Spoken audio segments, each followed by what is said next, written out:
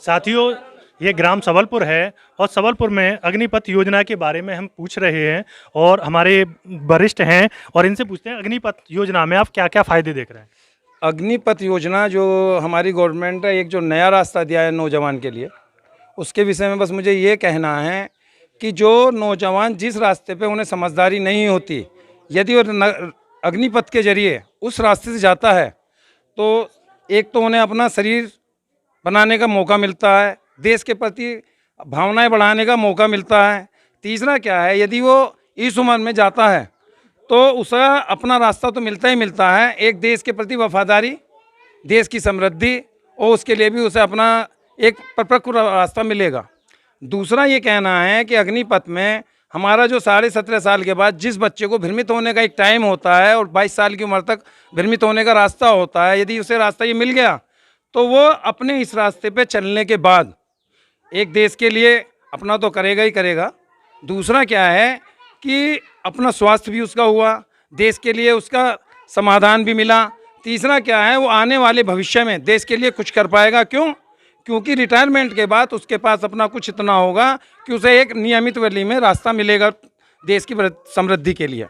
तो हमारा यही कहना है कि नौजवान जितना भी जो भी रास्ता मिल रहा है अब इसे पूरे मन से, लगन से और अपनी परफेक्ट मानसिकता को लेते हुए इस रास्ते पे आगे बढ़ें और अपना जो है इसके रास्ते को देखते हुए किसी भी तरह की भ्रमित ना हो, जो आज की तारीख में लोग भ्रमित करना जा रहे हैं। और सबसे बड़ी चीज़ क्या है कि यही उम्र एक ऐसी होती है कि जिसमें बच्चों को सही रास्ता नहीं मिल पाता है। 17 साल और 22 साल की उम्र में जो बच्चा रास्ते नहीं ले पाते हैं, वो अग्निपथ योजना को अपने अंदर लेने के बाद अपना सब शारीरिक रूप से अपने को सुदृढ़ करें, मानसिक रूप से इसमें सुदृढ़ करें। जैसे कि मोदी जी ने कहा था कि वन रैंक वन पेंशन लाएंगे, लेकिन इसमें ना तो कह रहे हैं लोग नो रैंक और नो पेंशन, इसमें कोई पेंशन नहीं है।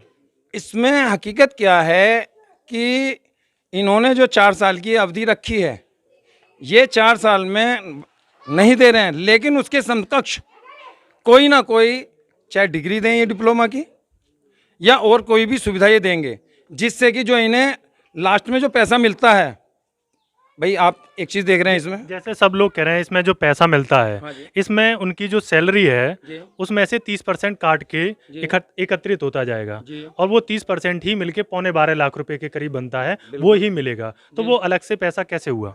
नहीं, यदि ये उनका मिल रहा है इस तरीके से पैसा, लेकिन आप एक चीज़ में सोचिए कि आज की तारीख में हमारे कितने % ऐसे नौजवान हैं जो 24 साल की उम्र तक किसी पे इतने पैसे पे क्या पहुंच पा रहा है। आप इस चीज़ को ध्यान दीजिए, पढ़ाई कर रहा है, सब चीज़ कर रहा है, लेकिन इसमें हमारी इन्होंने गवर्नमेंट ने एक नई सुविधा दी है कि 10वीं और 12वीं ये इन क्लास करने के बाद आज की तारीख में कितना % ऐसा नौजवान है जो इस डायरेक्ट किसी नौकरी पे या किसी सुविधा को ले पा रहा है, या 24 साल की उम्र तक क्या इतने लेवल तक पहुँच पा रहा है। कुछ भाजपा के जो वरिष्ठ नेता हैं वो कह रहे हैं कि जब वो वहाँ से लौट के आएंगे तो उनको हम अपने फैक्ट्रियों की या अपने दफ्तरों की चौकीदारी पर रखेंगे। क्या आपसे सहमत हैं? नहीं, इससे तो सहमत नहीं है, लेकिन एक चीज़ है कि एक आज की तारीख में हमारे यहाँ पे आपने एक चीज़ देखी होगी कि सिक्योरिटी की बहुत विशेष ज़रूरत है, चाहे बड़ी वे हैं, लेकिन जो आर्मी से रिटायर हैं, एक उसका एक अपना वो होता है, क्या नाम है, आप एक तरीके से कहते हैं कि एक मान सम्मान जो जनता के मन में होता है, आर्मी वाले के प्रति जो होता है वो सिविलियन के प्रति नहीं होता उतना। तो उस चीज़ का जो सम्मान मिलेगा, उस आपने एक चीज़ भी और भी देखी होगी, आर्मी से रिटायर होने वाले जितने भी हमारे अधिकतर फौज हैं, फोर्सेस हैं, उनमें भी गवर्नमेंट देने के लिए कह रही है।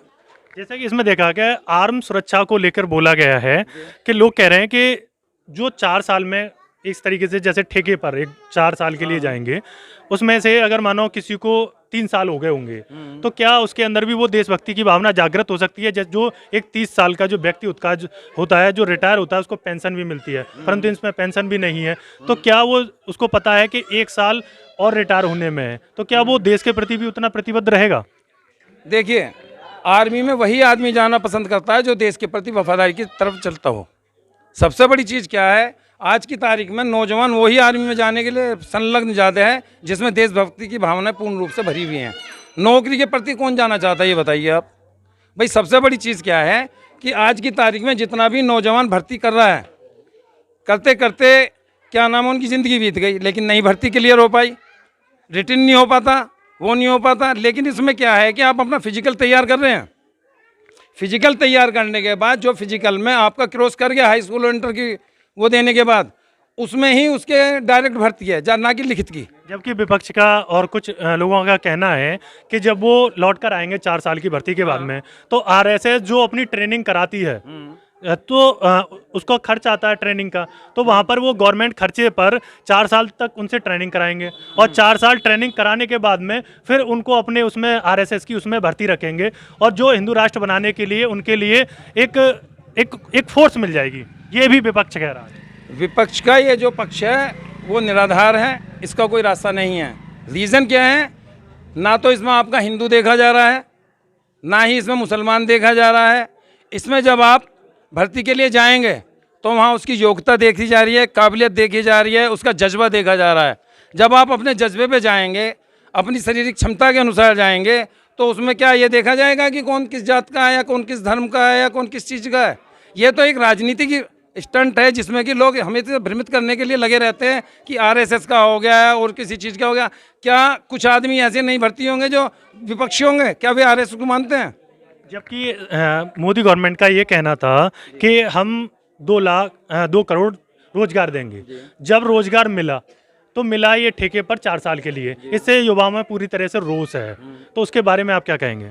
देखिए, पूरे भारत में इस समय जगह जगह पर पूरा अभी मैं आपको एक चीज़ बता रहा हूँ, आपको ये जानकारी होगी कि पूरे भारत में कितनी जॉब निकलती हैं गवर्नमेंट, सिर्फ 2%।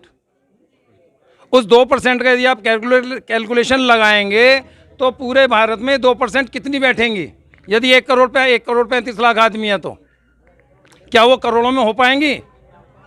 क्योंकि 2% जॉब होने की ही वजह से भाई कहीं ना कहीं तो माइनस होगा। लेकिन कुछ लोगों का कहना है जिस तरीके से रेलवे को निजीकरण कर दिया, जिस तरीके से बैंकों का निजीकरण किया जा रहा है, इस तरीके से आपने देखा होगा कि रेलवे का, स्वास्थ्य का, एयरलाइंस बेची जा रही हैं। इस तरीके से ये आर्मी को भी एक तरीके से उसका भी निजीकरण करने की ओर एक कदम है।